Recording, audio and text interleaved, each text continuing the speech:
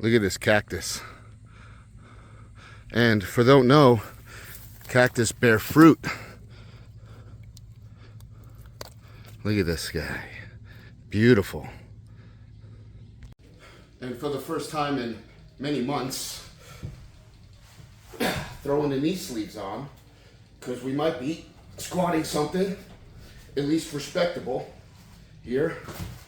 Got my last warm up at 505, and the target today is 575 or potentially 595 if this warm up moves exceptionally well.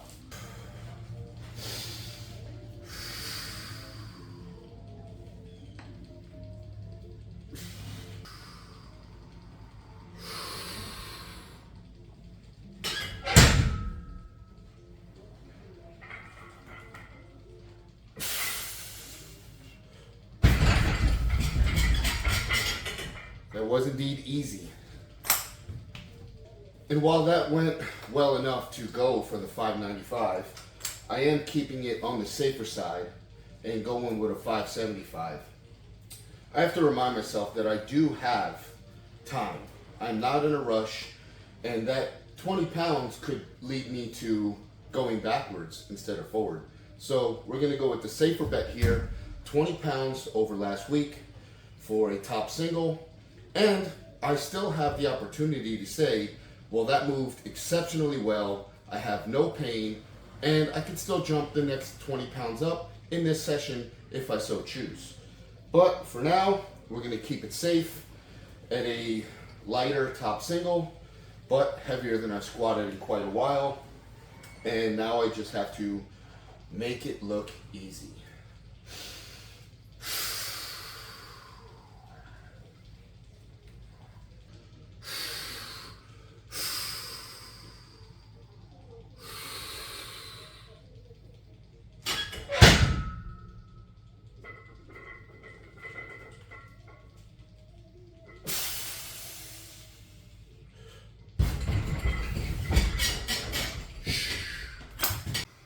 And I think choosing that 575 top single was a very wise choice. I moved it very slow, very controlled.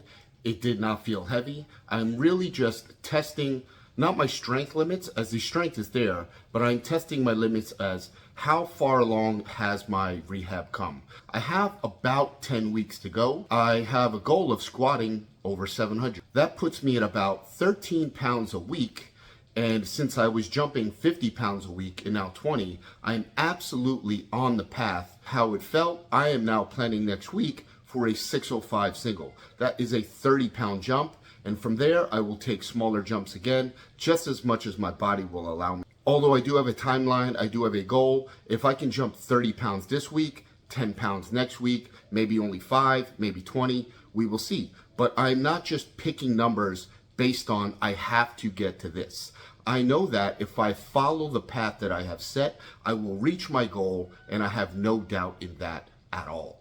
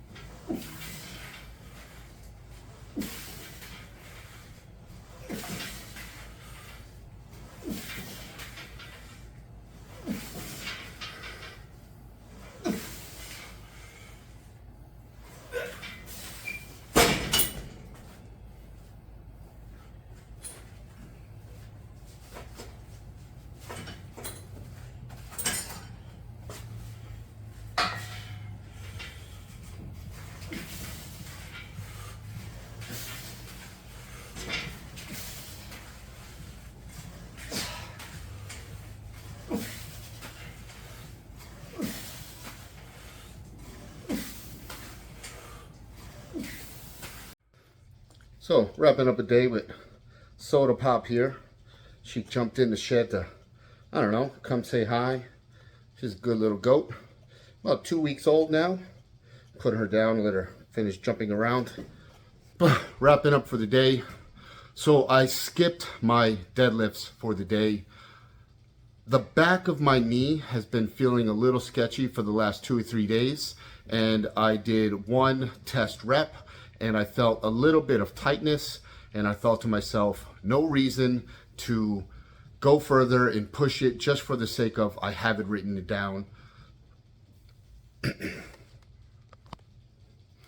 So real quick, I decided to make a decision to cancel the deadlifts to include the RDLs I had for the day. Jumped into the leg press, just pushed the leg press as hard as I could, close stance, deep squat, full range of motion, still getting work, still getting activation, still getting the job done. And I will come back on, Tuesday, ideally for the heaviest deadlift that I've done in a long time. No reason to derail myself now when I'm feeling a little bit sketchy. Wrapping up week 2 of 12. Everything is moving pretty well. Squat is feeling pretty good. Bench is moving exceptional. Deadlift is way ahead of schedule. And the only hiccup today was skipping my 2 sets of deadlift after squat, as I felt some tightness in the back of my right knee. So I decided to just skip it. In that slot, I just did leg press, still getting work in, still gaining strength, still moving forward, adding 50 pounds to the leg press in comparison to what I did on my lower day earlier in the week on Wednesday. So moving into next week, again, everything just gets heavier. That will be week 3 and the ending of the first block of 4 blocks. And the goal has not changed. Better than the day before, better than the week before. Keep moving forward, keep making progress, but at the same time, listen to my body, pay attention, and get the most out of myself on a day-to-day basis. This is how I've learned to make progress over time without causing too many setbacks. So wrapping up the video, and we'll roll some B-roll farm stuff.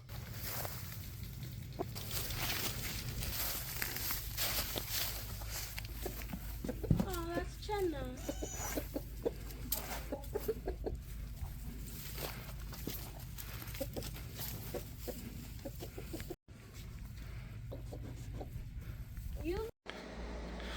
So old Rocky is rude as last rue, and now he's just adding to the gains train, and we're gonna put him in the pot and then into my belly. But a little tip on how I like to do my chicken so I can get collagen into my rice. This is how I do it. Pressure cook the whole chicken, and then now what I'm about to do is completely debone both chickens and then throw all the bones back in the pot. Now we have one whole chicken completely deboned and deskinned, fully shredded in just a few minutes, with one more to do. And this is how the chicken comes out of the pressure cooker. It shreds like nothing. Just push it down, shred it all, and then pull the bones out within just a few minutes. Inevitably, I will miss a few bones, but that'll come out when I eat it. And what we have come up with now is about 6-7 pounds of shredded chicken ready to eat. We have a pile of cartilage, bone, and skin ready to go back into the pot here. And then we will put this pressure cooker on slow cook for about 18 hours. And a little over 18 hours later, the bone broth is ready to be strained.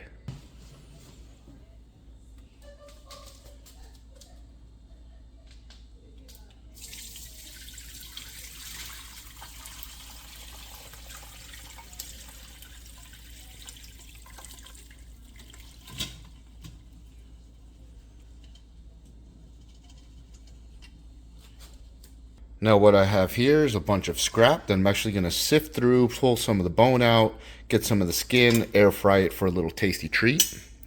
Set that out of the way. And what's left is your collagen.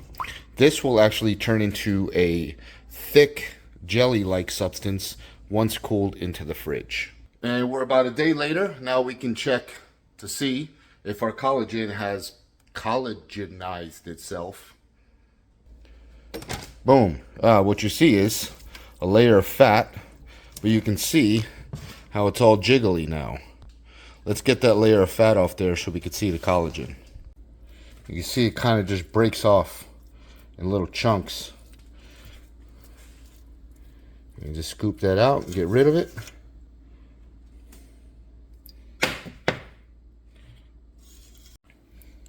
And this fat is not bad. It's just I don't need it at this current time. There is times that I do save it. But for this, I just want as pure of collagen as I can get. And this is about as pure as it gets. Now look at this. Just jelly. Pure, homemade, bone broth, chicken collagen. So what is the intent, or what is the purpose of me going through all this to get this big giant pot of collagen? And what I use it for is to replace the water whenever I make rice or cream of rice. This not only adds to the flavor, but you get all the benefits of bone broth and collagen instead of just water.